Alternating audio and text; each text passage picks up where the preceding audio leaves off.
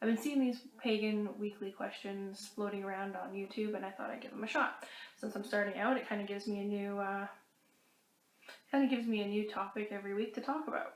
This is number one, and this week's question is, how did you find your path? That's a long question.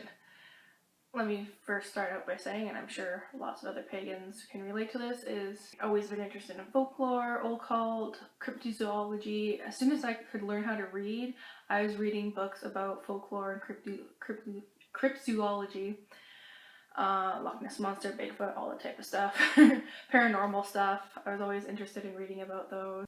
I also spent a lot of time outside as a kid.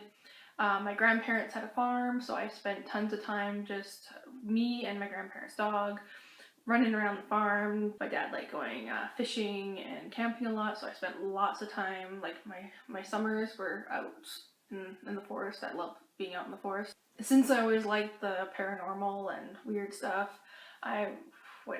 Unsolved Mysteries, like long ass time ago, when they were around, I was watching that. That was like a regular nightly thing or weekly thing, whatever it was, to watch.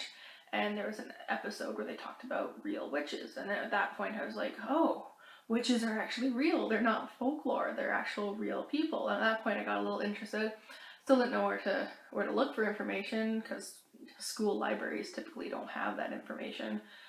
So I just kind of kept my eyes and ears open, but didn't do too much more with it. And I got into grade 8, it was like junior high. I ended up meeting some friends, and it turns out they happened to be into witchcraft, or they were into Wicca.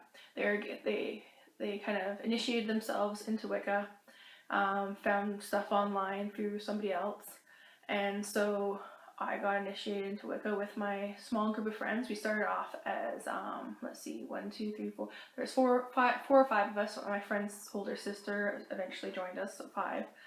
And then from there, my other friend's sister joined, and the group of friends that we had that weren't pagan, there was about 8 of us, and we ended up forming a small little coven of about 8 of us. We did watch The Craft, but that's not where we took all our cues from. We did try to actually research. I had some friends who were like occult encyclopedias. They're awesome. And other friends that weren't, they didn't know that much, but they were very strong mediums. So we all sort of had our own thing going on. And so eventually, like, we split up. Grade 12, we all went our own ways after high school, and I've been a solitary practitioner ever since then. I've never really been big on formal rituals. I like to bring things down to basics. I like simple. So I ended up tailoring my practices more along those lines. Very much into elemental magic. I started moving more away from Wicca and just into eclectic paganism. And then as my own ideas started to develop more, I realized that I'm pantheist. So what that means for me is I don't necessarily believe in a deity or deities. I believe in a higher power of sorts. I believe in, I guess, life energy, or the energy that is just all around us, that makes up everything. E = mc squared. It just makes everything up. We are all a part of it. It is part of us. It's just everywhere. That's what I believe in as the highest form. That said, I believe it's possible that different gods and goddesses could all exist, just they're not that high up. So I do incorporate them from time to time in my work, but I don't necessarily worship any of them. So what I end up kind of calling myself is an eclectic pagan pantheist with aspects of dualism and animism. And for the last couple of years, I've been moving around a lot. With my husband, we've moved up north, all over the country. While we've been moving around, we had to travel light, or at least we tried to travel light. So I didn't really accumulate things, and I wasn't able to keep a real good schedule going. So I include spell work and practices every now and then, but just not regular.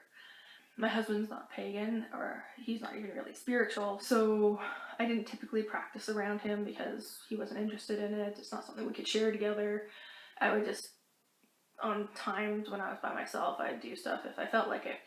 now we're finally down south at the house to myself for most of the time, and so now I wanna start getting regular practices again.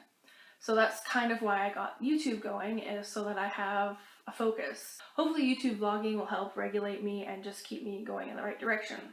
YouTube vlogging will be my fiber. I don't know where this YouTube vlogging thing is going, but I'm hoping it'll help me in my practice.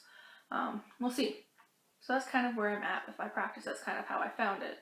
It's always sort of been an interest to lean this way, and then once I found out, it just felt right.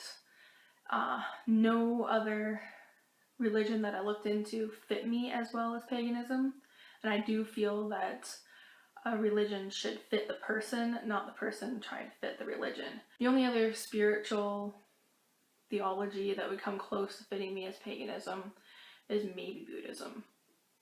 But you know, I'm eclectic. I can include both.